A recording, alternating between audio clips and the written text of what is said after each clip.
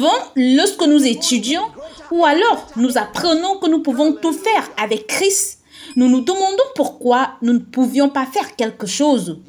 Pourquoi n'ai-je pas eu le travail? Pourquoi avons-nous perdu le bébé? Pourquoi avons-nous perdu la grossesse? Pourquoi avons-nous perdu cette admission?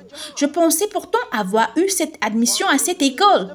Pourquoi avons-nous perdu ceci? Pourquoi avons-nous perdu la maison? Pourquoi avons-nous perdu la voiture? Pourquoi ne pouvions-nous pas le faire? Bien, nous avons prié pour cet homme et il est quand même mort. Pourquoi est-il mort? Nous avons tout essayé. C'est le genre de situation dans laquelle les disciples se sont trouvés ce jour-là. Et ils sont venus voir Jésus et ils ont dit, « Maître, pourquoi ne pouvions-nous pas chasser le diable? » Parce qu'ils ont fait tout ce qu'ils ont vu Jésus faire. Sinon, ils ne l'auraient pas demandé. Ils pensaient avoir tout fait. Ils ont dit tout ce qu'il a dit lorsqu'il a chassé le diable. Et puis, quand il est venu et a chassé le démon, ils se sont demandé, mais c'est exactement ce que nous avons fait. Alors, pourquoi n'avons-nous pas pu le chasser? Ne pouvions-nous pas le chasser? Jésus n'a pas fait grand-chose de différent de ce qu'ils ont fait quand il est venu. Sinon, ils auraient dit, « Oh Maître, nous voyons maintenant ce que nous n'avons pas pu faire. » Mais ils l'ont regardé. Quand il a fini, ils ont dit, « Mais nous avons fait la même chose. Pourquoi n'avons-nous pas pu le chasser? » Alléluia. Bien, Jésus a fait quelque chose qu'ils n'ont pas vu. Et vous savez, souvent, c'est quelque chose que nous ne voyons pas parce que nous avons beaucoup de suppositions dans nos vies et parfois, nous regardons d'une manière myope. Bien, voyons ce qu'il dit dans Matthieu chapitre 17, verset 20. Il dit, « C'est à cause de votre propre incrédulité. Avez-vous vu cela? » En d'autres termes, tout est possible. Si ça n'a pas marché, cela signifie que ce n'était pas un moment de foi. Parce que la foi marche toujours. Si vous avez la foi comme un grain de sénévé, vous diriez à ce sycomore, déracine-toi et plante-toi dans la mer et il vous obéirait. Ne revenez pas en disant que vous l'avez fait et ça n'a pas marché. Quand vous dites cela, vous dites à Jésus, « Maître, vous n'avez pas tout à fait raison. J'en sais mieux. J'ai dit ce que vous avez dit et ça n'a pas marché. » Vous dites à Jésus qu'il ment. Jésus n'a pas dit, lorsque vous dites à cette montagne, ôte-toi de là, vous restez là à la regarder et vous la voyez partir. Il a dit, quand vous lui dites de partir, elle est partie. Vous devez agir comme si elle était partie. Vous devez parler comme si elle était partie. Si vous avez la foi comme un grain de sénévé, tu diras à ce cancer de disparaître de ton corps. Disparaît de mon corps. Jésus n'a jamais menti à personne. Il n'a jamais exagéré dans ses paroles. Quand il parlait, c'était la réalité, la vérité absolue. Il a dit, je suis le chemin, la vérité et la vie. Si vous avez la foi comme un grain de sénévé, vous savez, il ne parle pas d'avoir une grande foi. La foi n'est pas donnée en grande quantité. Elle est donnée en une toute petite quantité. C'est une petite graine. Si vous êtes né de nouveau et que vous avez la foi, la Bible dit qu'il a donné à chacun d'entre nous dans le corps du Christ la mesure de la foi. La même mesure pour tout le monde. Et ensuite, vous faites grandir votre foi. Alléluia. C'est votre responsabilité. C'est ta responsabilité. Tu dois faire grandir ta foi. Dieu vous a tout donné. Avez-vous vu une graine d'orange qui a une tige? Vous n'avez jamais vu une graine d'orange avec une tige. Mais vous savez, cette petite graine d'orange en elle a les potentialités pour produire les racines, la tige, les branches avec les feuilles sur elle. C'est comme ça que vous êtes. La Bible dit que tout ce dont tu as besoin pour la vie et la piété t'a été donné. J'ai découvert dans la parole de Dieu que je pourrais être n'importe quoi dans ce monde. Je pourrais aller n'importe où. Alors, ton problème n'est pas l'ambassade. Ton problème n'est pas la nation d'où tu viens. Personne n'est ton problème. Tu es ton propre problème. Regardons cela une fois de plus. Il a dit, si tu as la foi comme un grain de sénévé, vous voyez toutes ces prières que vous faites. Oh Dieu, éloigne de moi cette chose. Oh Dieu, éloigne de moi cette chose. Oh Dieu, éloigne de moi ceci, cela. Tu perds ton temps. J'en ai vu qui pleuraient comme ça et rien n'a changé. S'il te plaît, oh Dieu, délivre-moi, éloigne-moi de ceci, éloigne-moi de cela. Jésus a dit, ne priez pas comme les païens. qui pensent qu'ils seront entendus après avoir beaucoup parlé. C'est comme ça que les prophètes de Baal prient. Voyez-vous, Dieu ne vous entend pas parce que vous avez dit beaucoup de choses. Il dit, si vous avez la foi, vous pouvez dire à cette montagne, parlez au problème, ne parlez pas du problème. Arrête de parler de ta douleur. Arrête de parler de ton manque de travail ou d'argent. Arrête de parler du problème de ta femme. Arrête de parler de tous les problèmes que tu as dans ton corps. Arrête de parler de la grippe. Parle au problème. Dieu a dit à Ézéchiel, fils de l'homme, ces os pourront-ils revivre? Et Ézéchiel a dit, Seigneur éternel, tu le sais. Il a dit, très bien, faisons quelque chose. Et il me dit, fils de l'homme, prophétise sur ces eaux. Dis, ossements desséchés, écoutez la parole de Dieu. Dieu nous fait toujours comprendre qu'il n'est pas le problème. Il est avec nous. Il a dit à Moïse, maintenant étends ta main sur l'eau et divise-la. Il n'a pas dit, étends ta main sur l'eau et prie-moi et je diviserai la mer rouge. Il a dit à Moïse, je veux que tu étendes ta main sur la mer rouge et que tu la divises. Vas-y et fais-le. Une autre fois, quand ils ont eu soif, il a dit à Moïse, dis au rocher de te donner de l'eau. Il a dit, dis au rocher de te donner de l'eau. Il pleurait, oh Dieu, nous n'avons pas d'eau, le peuple meurt de faim. Dieu a dit à Moïse, dis au rocher de te donner de l'eau. Maintenant, il a dit à Ézéchiel de parler aux ossements. Ces os étaient très secs. Cela signifie que tout ce que Dieu a créé a de l'intelligence. Vous m'entendez? Tout dans ce monde a de l'intelligence. Le rocher a de l'intelligence, vous m'entendez? Moïse l'a prouvé. Les ossements ont de l'intelligence. Jésus a parlé à un arbre. L'arbre a de l'intelligence. Mon frère, votre corps a de l'intelligence. Parlez-lui. Vous savez, à beaucoup d'endroits, ils ont toujours besoin de conseils et d'aide parce qu'ils n'écoutent pas la parole de Dieu. Ils ont toujours besoin de conseils dans tel domaine de leur vie ou dans l'autre domaine de leur vie. Si vous recevez la parole de Dieu et agissez en conséquence, vous n'avez aucun problème. Laissez-moi vous dire ceci. Vous ne pouvez porter quelqu'un sur votre foi que pour un moment. Si votre mariage est brisé par le diable, au lieu de vous quereller avec votre femme ou de vous fâcher de votre mari, rentrez à la maison et dites au diable, dehors. C'est mal de dire je veux vraiment rester dans ce mariage, mais mon mari ne peut pas m'accepter et ma femme ne peut non plus. Si vous êtes tous les deux chrétiens, c'est que quelque chose ne va pas avec vous deux. Nous ne devons pas être victimes. Il a dit que vous direz à cette montagne. Il n'a pas dit tu combattras cette montagne. Il a dit si tu as la foi. La vie et la mort sont au pouvoir de la langue. Proverbe chapitre 18 verset 21. Mon frère, que tu vives ou que tu meurs, c'est dans ta bouche. Oh, cette maladie va me tuer. Si tu l'acceptes, elle va vraiment te tuer. Aucun médecin ne peut t'aider. Je peux t'assurer de ça. Tu vas sûrement y aller. Il te le dit. Si tu vois ta vie se diriger vers les rochers, tu y vas. On dirait que tout s'assombrit. Ta vie ne semble pas s'améliorer. Hey, utilise ta langue. Allez, et change la direction de ta vie. Par exemple, quelqu'un qui a le VIH. Tu ne vois pas que tu te diriges vers la tombe. Tu es en train de partir et tu peux voir qu'à l'allure où tu vas, ils vont bientôt porter ton cercueil. Tu sais qu'ils vont creuser la terre et ils vont te mettre dedans. Tu peux le voir, tu le vois. Tu vois quelques personnes qui pleurent et quelqu'un qui est heureux que tu sois parti parce qu'ils sont fatigués de souffrir. Alors, qu'est-ce que tu vas faire? Dieu te dit, utilise ta langue et change cette direction parce que tu peux.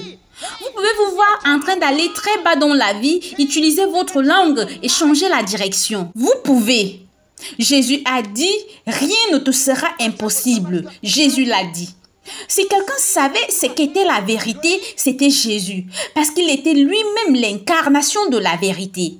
Il a dit, et rien ne sera impossible. Rien ne te sera impossible. Utilisez votre langue et changez la direction de votre vie. Ne vous dirigez pas vers la pauvreté. Ne vous dirigez pas vers la mort. Vous dites bien, j'ai 40 ans, je n'ai pas encore pu avoir d'enfant. J'ai fait 7 fausses couches. C'est vrai. Ne peux-tu pas voir la direction que tu prends? La direction que tu prends, tu as 40 ans et tu as 7 fausses couches. À l'allure où tu vas, c'est comme si tu auras 60 ans sans jamais avoir d'enfant. Change la direction, utilise ta langue, fais un détour au bon moment. Arrêtez de dire que personne ne sait de quoi demain sera fait. Arrêtez de dire que tout ce qui sera, sera. Arrêtez de dire ça parce que ce n'est pas vrai. Jésus a dit, si vous avez la foi, vous direz à cette montagne, ce blocage que tu as dans ta trompe de Fallope, ôte-toi de là. Tu pourras le lui dire, oh gloire à Dieu. Ce mal qu'ils ont trouvé dans ton sang, tu lui diras, dehors. Votre vie est entre vos mains. Votre succès est entre vos mains. Dieu a fait de vous un vainqueur. Vous voyez, vous devez comprendre ceci. C'est très important. C'est très important. Certaines personnes se sont placées d'un côté de la rue. Tout va bien pour eux. Ils disent, je remercie Dieu, je n'ai plus de maladie dans ma vie. Gloire à Dieu pour vous. Je ne suis plus fauché, je ne suis plus endetté. Gloire à Dieu pour vous. Je ne souffre plus, je n'ai plus de dette, je ne souffre plus, je n'ai plus de problème. Gloire à Dieu pour vous. C'est merveilleux. Cette chose qui m'arrêtait ne m'arrête plus. Ce dont j'avais peur, je n'en ai plus peur. Gloire à Dieu pour vous. Oui, mais il vous a fait sortir pour vous faire entrer. Mais c'est là que beaucoup de chrétiens se sont arrêtés dans leur vie. Ils ont des témoignages du genre « Je ne suis plus malade, il y a 10 ans, j'ai été malade. Mais es-tu vraiment en bonne santé ?» Ok, je ne suis plus endetté. D'accord, ce n'est pas assez d'être à 0. Dieu merci de t'avoir fait passer à moins. Maintenant, tu es à 0, ce n'est pas suffisant. Tu dois entrer dans le plus. C'est ce que je veux dire. Tu ne connais pas la gloire de Dieu. Tu es en bonne santé parce que tu ne dois rien à personne. Alors, qu'en est-il du plus? Prenons l'exemple de 2 étudiants. Il y a un étudiant qui prie à l'école. Les examens arrivent. Oh mon Dieu, je ne veux pas échouer. Je ne veux pas être nul. Il lit donc, il ne devrait pas échouer. Maintenant, il y a un autre gars. Lui, il ne peut pas penser à l'échec. Il n'a pas de problème avec l'échec. Il pense juste à avoir une mention très bien. L'autre, quand il a une mention assez bien, il est surpris. Ou alors, s'il a un 10 passable, il dira à tout le monde, « Je pensais que j'allais échouer, gloire à Dieu. » Pendant ce temps, il y a un gars qui est en colère parce qu'il a eu la mention bien. Il dit, j'espérais avoir la mention très bien. J'ai dit très bien. Vous comprenez cela? D'un côté, il y a quelqu'un qui est en colère parce qu'il a eu la mention bien. Et d'un autre côté, quelqu'un est en train de célébrer passable. Mon frère, peu importe l'âge que tu as à l'école ou dans la vie réelle, si tu as une mention assez bien, c'est pas bon. La mention très bien est réelle. Elle est réelle dans la vie. Dites à quelqu'un, tu peux vivre dans le surplus. Oui, ne t'en sors pas à peine. Ne t'en sors pas tout simplement à la fin du mois. Tu as presque fini de gagner de l'argent et tu remercies Jésus. Certains d'entre vous êtes toujours derrière. Vous avez pris de l'argent de l'avance de votre bureau pour le mois prochain et d'autres mois. Vous avez collecté de l'argent en avance. Maintenant, vous remboursez et remboursez. Et la façon dont les choses se passent ne semble pas vous permettre de rembourser. Et vous pensez que si je pouvais échapper à ce travail, si je pouvais quitter ce pays, je ne reviendrai plus jamais. Parce que vous savez combien vous devez. Puis-je vous dire quelque chose? Si vous allez en Amérique, vous serez toujours endetté. Pourquoi? Ce qui vous a mis en dette en premier lieu vous y mettra encore.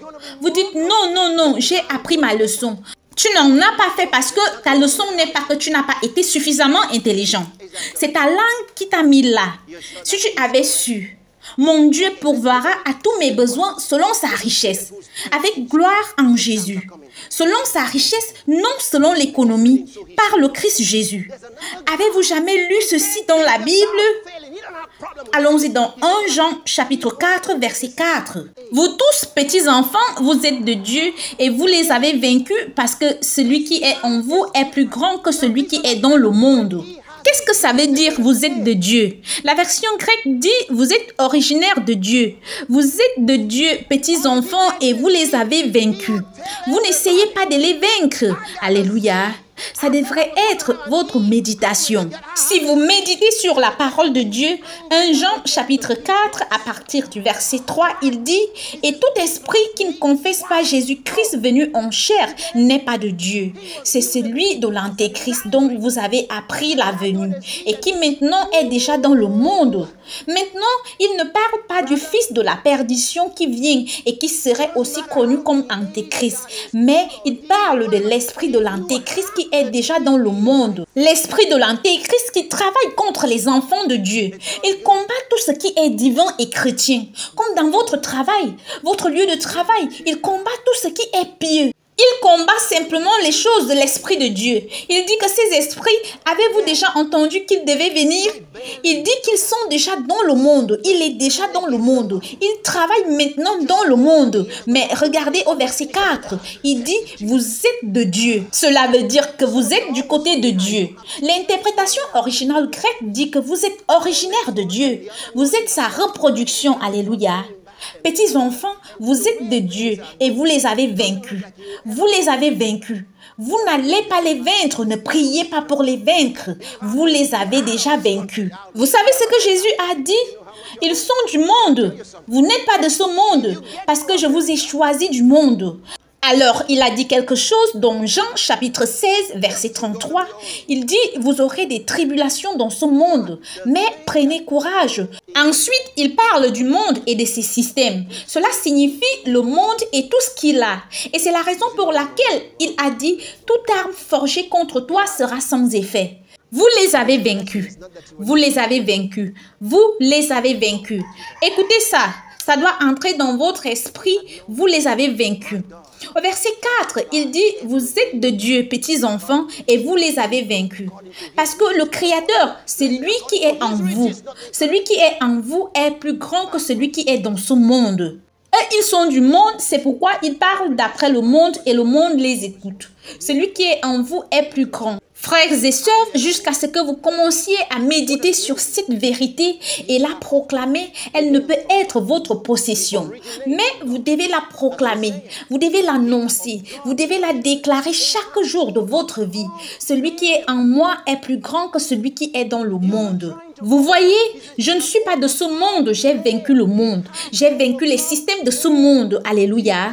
Nous avons vaincu. Nous ne sommes plus des victimes, vous m'entendez? Le monde ne peut plus nous rendre pauvres. Vous avez vaincu le monde.